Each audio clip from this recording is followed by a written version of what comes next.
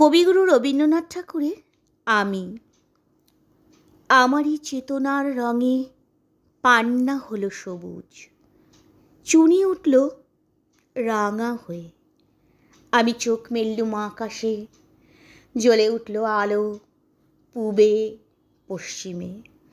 গোলাপের দিকে চেয়ে বললুম, সুন্দর সুন্দর হলো সে। তুমি বলবে, এ যে তত্ত্ব কথা, এ কবির বাণী নয়। আমি বলবো, এ সত্য, তাই কাব্য। এ আমার অহংকার, অহংকার সমস্ত মানুষের হয়ে। মানুষের অহংকার পটেই বিশ্বকর্মার বিশ্বশিল্প।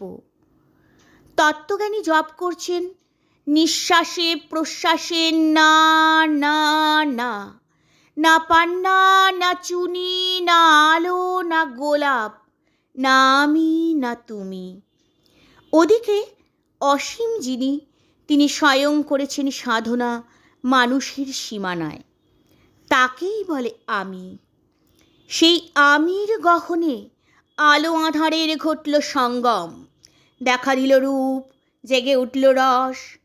না কখন ফুটে উঠে হলো হাঁ, মায়ার মন্ত্রে, রেখায় রঙে, সুখে দুঃখে।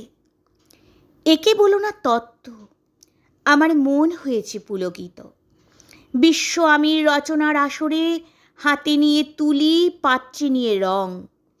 পণ্ডিত বলছেন, বুড়ো চন্দ্রটা নিষ্ঠুর চতুর হাসি তার। মৃত্যুদূতের মতো গুঁড়ি মেরে আসছে সে পৃথিবীর পাঁজরের কাছে। একদিন দেবে চরম টান তার সাগরে পর্বতে, মর্তলোক মহাকালের নূতন খাতায় পাতা ঝুড়ে নামবে একটা শূন্য।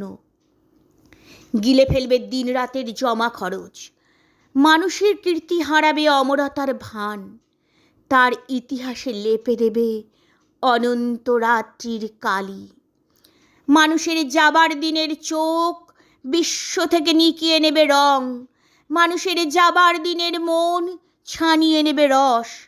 শক্তির কম্পন চলবে আকাশে আকাশে, জ্বলবে না কোথাও আলো। বিনাহীন সভায় যন্ত্রীর আঙুল নাচবে, বাজবে না সুর। সেদিন কবিত্বহীন বিধাতা একা রবেন বসে নীলিমাহীন আকাশে, ব্যক্তিত্বহারা অস্তিত্বের গণিত তত্ত্ব নিয়ে।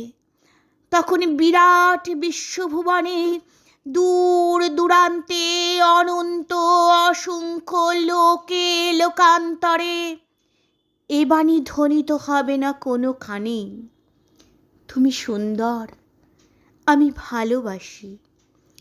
বিধাতা কি আবার বসবেন সাধনা করতে যুগ যুগান্তর ধরে? প্রলয় সন্ধ্যায় জপ করবেন, কথা কও, কথা কও, বলবেন, বলো তুমি সুন্দর, বলবেন, বলো আমি ভালোবাসি।